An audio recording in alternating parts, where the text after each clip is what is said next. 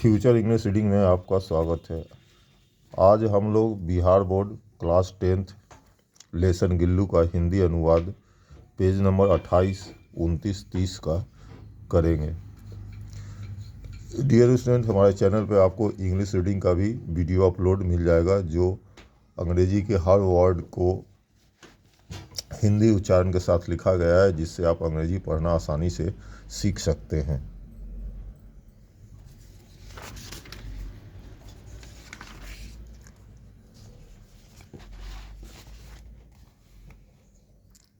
Page number 28। Gillu ने अपने छोटे से शरीर को एक लंबे लिफाफे में बंद कर लिया। कभी कभी तो वह दीवार से टिककर मेज पर घंटों खड़ा रहता और अपनी चमकती आँखों से मेरी हरकतें देखता रहता। भूख लगने पर वह चिक चिक करके मुझे बताता था और कुछ बिस्कुट या काजू पाकर चिक चिक की आवाज़ सुनकर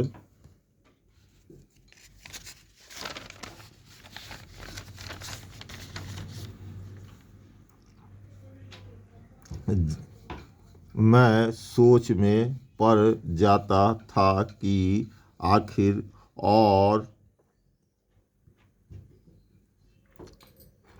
तार की जाली वाली खिड़की के पास अक्सर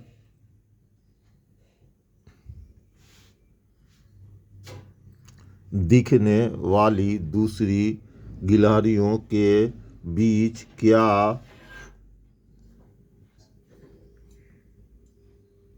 होता होगा। गिल्लू को खिड़की के पास बैठकर देखकर मुझे लगा कि उसे आज़ाद कर देना जरूरी है।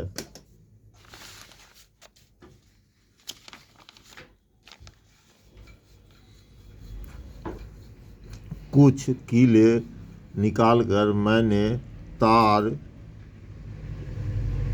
की जाली के एक कोने में एक छोटा सा छेद बना दिया और इस छेद से बाहर निकलकर गिल्लू को मुक्ति पाकर बहुत खुशी हुई।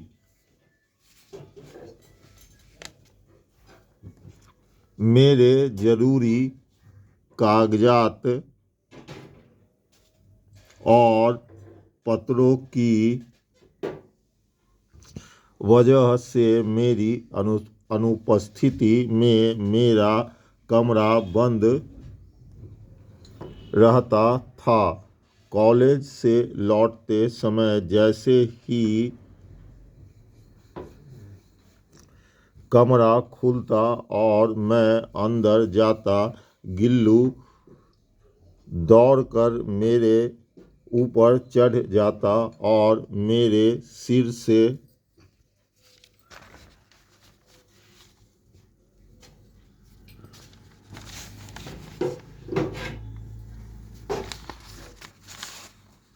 लेकर पैर तक चढ़ उतर जाता। तब से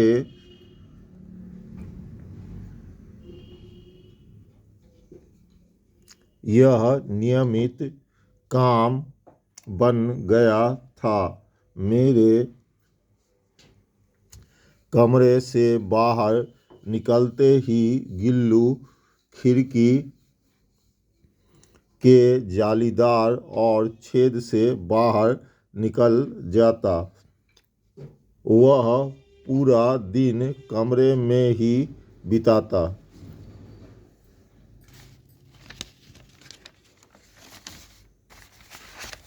और पेज नंबर 29 का हिंदी अनुवाद यहाँ से शुरू होता है।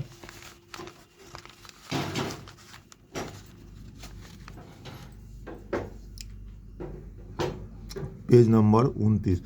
वह अपनी किस्मत के साथ शाखाओं पर ऊपर नीचे उछलता कूदता रहता था। मेरे पास कई पालतू पशु और पक्षी हैं और वे सभी मुझसे बहुत प्यार करते हैं, लेकिन मुझे याद नहीं कि उनमें से किसी ने मेरी थाली से खाने की हिम्मत की हो। गिल्लू अपवाद था। मैं जैसे ही भोजन कक्ष में पहुंचता, वह खिड़की से निकलकर आंगन की दीवार और बरामदे को पार करके मेज पर पहुंच जाता और मेरी थाली में बैठना चाहता। बड़ी मुश्किल से मैंने उसे मेरी थाली के पास बैठना सिखाया। उसका पसंदीदा भोजन काजू था और जब कई दिनों तक नहीं मिलता तो वह अन्य खाद्य पदार्थों को लेने से मना कर देता और उन्हें झूले से नीचे फेंक देता।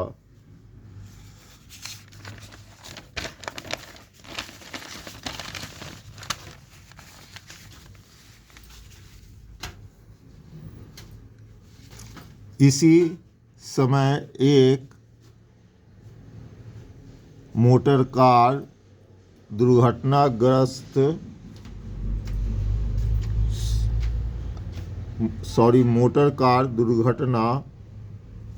में घायल होने के कारण मुझे कुछ दिन अस्पताल में बिताने पड़े। उन दिनों जब भी मेरा कमरा खुलता तो गिल्लू अपने झूले से उतरकर नीचे आ जाता, लेकिन किसी और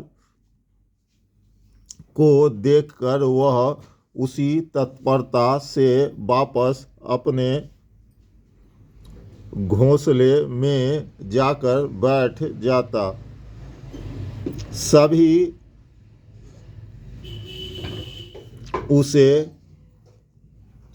काजू खिलाते, लेकिन जब मैं अस्पताल से लौटकर उसका झूला साफ करता तो पाता कि उसमें काजू भरा हुआ था, जिससे पता चलता था कि उन दिनों अपना पसंदीदा खाना कितना कम खा रहा था। मेरी अस्वस्थता के दौरान वह मेरे सिर के पास तकिए पर बैठकर मेरे माथे और बालों को सहलाता और उसका दूर जाना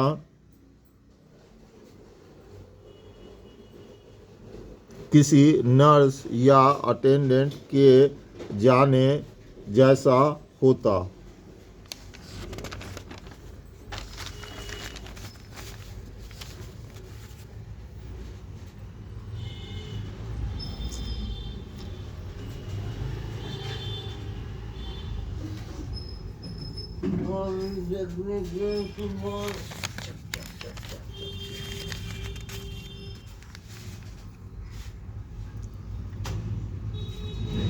गर्मी, पेज नंबर 29 का ये है हिंदी अनुवाद। गर्मियों की दोपहर में जब मैं काम पर जाती थी तो गिल्लू जाने या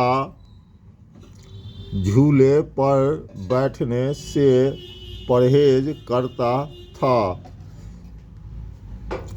खुद को मुझसे सटाए रखने और गर्मी से बचने के लिए उसने बिल्कुल एक नया तरीका खोज निकाला था। वह मेरे पास रखी सुराही पर लेट जाता और इस तरह ठंडा भी रहता और मेरे करीब भी रहता। गिलहरियों का जीवन काल मुश्किल 2 साल का होता है।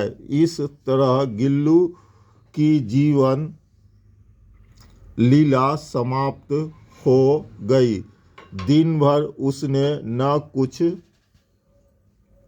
खाया न बाहर निकला। रात को जाने के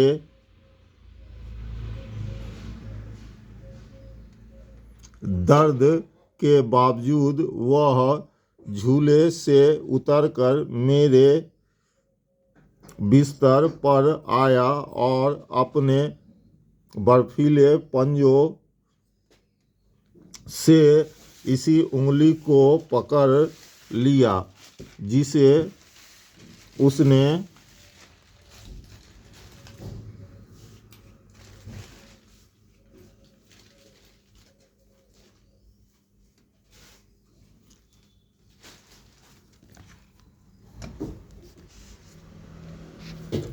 जन्म के दिनों में मरणासन अवस्था में जकड़ रखा था।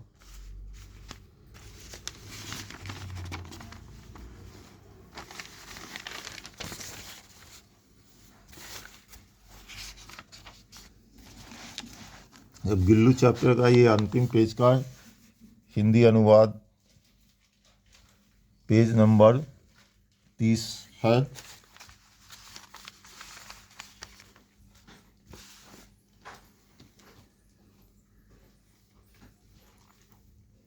पंजे इतने ठंडे हो रहे थे कि मैंने हीटर चालू कर दिया और उसे थोड़ी गर्मी देने की कोशिश की, लेकिन सुबह की पहली किरणें उसे छूते ही वह चला गया। उसके झूले को हुक से हटा दिया गया और तार जाली वाली खिड़की में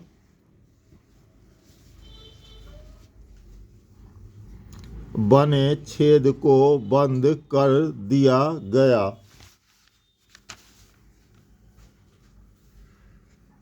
गिल्लू को सोनजूही लता के नीचे चीर विश्राम दिया गया। एक तो इसलिए कि उसे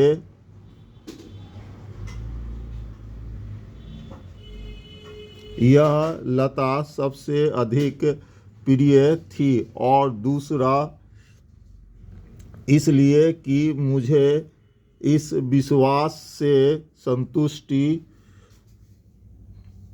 मिलती थी कि किसी वसंत ऋतु में मैं उसे एक छोटे से पीले फूल के रूप में खिलते हुए पाऊंगी। गिल्लू कहानी का हर पेज का हिंदी अनुवाद समाप्त हुआ। अगर आपको वीडियो अच्छा लगा तो लाइक सब्सक्राइब करें और दूसरे अन्य विद्यार्थी को भी बताएं इस चैनल के बारे में। बहुत बहुत धन्यवाद।